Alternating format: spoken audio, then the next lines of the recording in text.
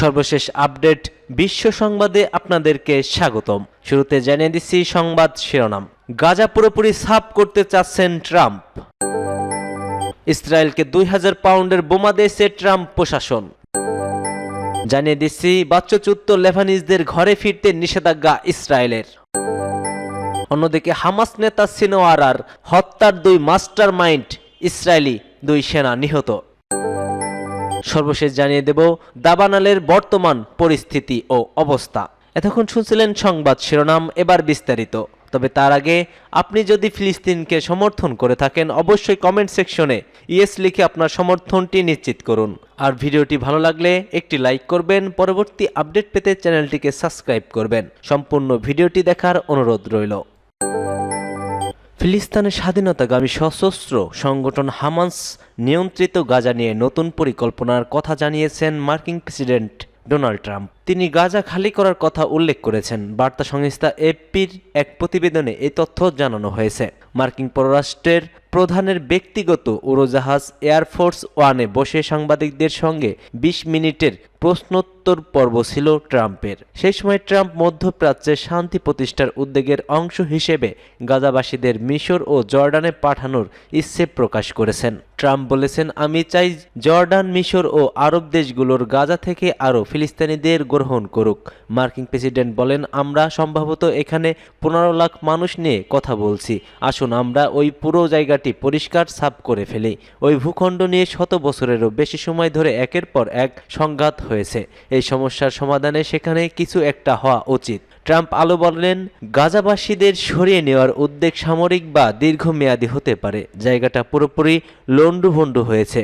সেখানে প্রায় সবকিছুই ধ্বংস হয়েছে এবং মানুষ প্রতিনিয়তই মারা যাচ্ছে বলে মন্তব্য করেন ট্রাম্প। গত 15 মাস ধরে গাজায় হামাস ও ইসরায়েলের মধ্যে যুদ্ধ চলছিল। এতে এখন পর্যন্ত গাজায় নিহতের সংখ্যা 46,000 ছাড়িয়েছে। আহত হয়েছে লক্ষাধিক এবং 24 লাখের বেশি ফিলিস্তিনি বাস্তুচ্যুত হয়েছে। তবে ট্রাম্প ক্ষমতায় আসার একদিন আগে যুদ্ধবিরতিতে পৌঁছায় ইসরায়েল ও হামাস।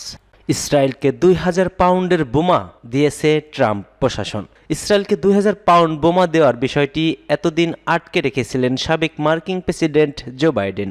তবে বাইডেনের সেই বাধা উপেক্ষা করার নির্দেশ দিয়েছে বর্তমান প্রেসিডেন্ট ডোনাল্ড ট্রাম্প। ট্রাম্প নিজেই এমনটি জানিয়েছে। খবর রয়টার্সের। প্রতিবেদনে বলা হয়েছে, ট্রাম্প যে এমন পদক্ষেপ নেবেন তা ব্যাপকভাবে প্রত্যাশা ছিল।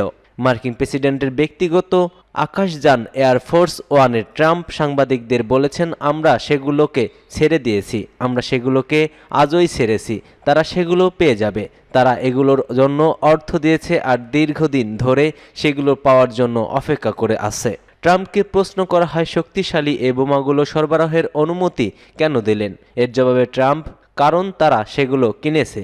এর আগে নিজের সামাজিক যোগাযোগ মাধ্যম ট্রুথ সোশ্যালে ট্রাম্প বলেন, অনেক জিনিসের ক্রয় দেশ দিয়ে ইসরায়েল সেগুলো মূল্য পরিশোধ করেছে, কিন্তু বাইডেন সেগুলো পাঠায়নি। এখন সেগুলো তাদের পথে আছে। গত 15 মাস ধরে গাজায় হামাস ও ইসরায়েলের মধ্যে ব্যাপক যুদ্ধ চলছে।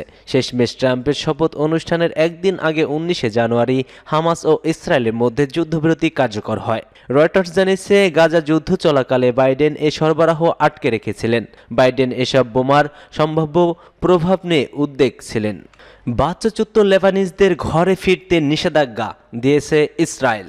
লেবাননের দক্ষিণ অঞ্চলের সীমান্তবর্তী গ্রামে বাস্তুচ্যুত লেবানিজদের ঘরে ফেরার উপর নিষেধাজ্ঞা জারি করেছে ইসরায়েল। সামাজিক যোগাযোগ মাধ্যম এক্সের সাবেক টুইটার এ ঘোষণা দেয় ইসরায়েলি সেনাবাহিনী আইডিএফ। খবর রয়টার্সের। এক ঘোষণায় জানানো হয়, রোববারের 26শে জানুয়ারির মধ্যে দক্ষিণ লেবানন থেকে সেনা প্রত্যাহারের সময়সীমা শেষ হওয়ায় পর ইসরায়েল সেনাবাহিনী ওই এলাকায় অবস্থান করবে। এছাড়া এক্স পোস্টে দক্ষিণ লেবাননের বেশ কয়েকটি গ্রাম চিহ্নিত করে একটি মানচিত্র প্রকাশ করেছে ইসরায়েল। এতে বলা হয়েছে, পরবর্তী ঘোষণা না দেওয়া পর্যন্ত এলাকাবাসীদের নিজ গ্রামে ফেরার উপর নিষেধাজ্ঞা জারি করা হলো। পোস্টে আরও বলা হয়, কেউ নির্ধারিত সময় রেখা দক্ষিণে অগ্রসর হলে তিনি ঝুঁকির মুখে পড়বেন। প্রকাশিত মানচিত্র অনুযায়ী এই রেখা পূর্ব সীমান্তবর্তী সেবা থেকে পশ্চিমে মানসুরি পর্যন্ত বিস্তৃত, যা সীমান্ত থেকে প্রায় 10 কিলোমিটার দূরে। সীমান্ত এলাকায় যুদ্ধবিরতির শর্ত অনুযায়ী রোববারের মধ্যে ইসরায়েল সেনা প্রত্যাহারের কথা ছিল। চুক্তি অনুসারে 60 দিনের মধ্যে ইসরায়েল বাহিনীর সরে যাওয়ার পাশাপাশি হিজবুল্লাহ সদস্যদের প্রত্যাহার এবং লেবাননের সেনা মোতায়েন নিশ্চিত করা হয়েছিল। তবে শুক্রবার ইসরায়েলি অভিযোগ করে বলে, লেবানন সরকার চুক্তির শর্ত সম্পূর্ণভাবে বাস্তবায়ন করতে ব্যর্থ হয়েছে, তাই সময়সীমার পরও কিছুদিন অবস্থান করবে তারা। তবে তারা কতদিন থাকবে তা নির্দিষ্ট করে উল্লেখ করা হয়নি। হামাস নেতার সিনেওয়ারার হত্যার 2 মাস্টারমাইন্ড এবার নিহত হয়েছেন। হামাসের সামরিক শাখা আল কাসাম ব্রিগেডের সম্প্রতি একটি ভিডিও প্রকাশ করেছে, যেখানে ইসরায়েলি বাহিনীর 2 সিনিয়র সামরিক কর্মকর্তা নিহতের মুহূর্ত দেখানো হয়েছে। তারা হলেন ইসরায়েলি সেনা কমান্ডার মেজর ডেভিড সিয়ন রাভা এবং তার ডেপুটি এইতান ইসরায়েলি শেখ নাজি। নিহত এই 2 ইসরায়েলি সেনা কর্মকর্তাই হামাসের সাবেক প্রধান ইয়াহিয়া সিনওয়ারার হত্যার পরিকল্পনার জন্য দায়ী ছিল বলে দাবি করেছে হামাস। ডেথ অ্যাম্বুলেন্স সিরিজ নামে একটি ভিডিওটি মূলত এ ধরনের আরও ফুটেজের প্রথম অংশ। হামাস জানিয়েছে এটি গত 6 জানুয়ারির ঘটনার দৃশ্য, যেখানে গাজার উত্তরের বেইত হানুন শহরে স্থাপিত একটি বোমা বিস্ফোরণে ইসরায়েলি সেনা কমান্ডারের মেজর ডেভিড সিয়ন রাভা এবং তার ডেপুটি এইতান ইসরায়েলি শিকা নাজি নিহত হন। ইসরায়েলি বাহিনী বেইত হানুন এলাকায় অভিযান চালানোর সময়ে হামলাটি চালানো হয়। হামাস জানিয়েছে এই হামলায় আরও একজন ও কয়েকজন ইসরায়েলি সৈন্য আহত হয়েছে। এছাড়া বেইত হানুনের আল জাইতুন এলাকায় আরও একটি অপারেশনে ইসরায়েলি বাহিনীর ব্যাপক ক্ষয়ক্ষতি হয়।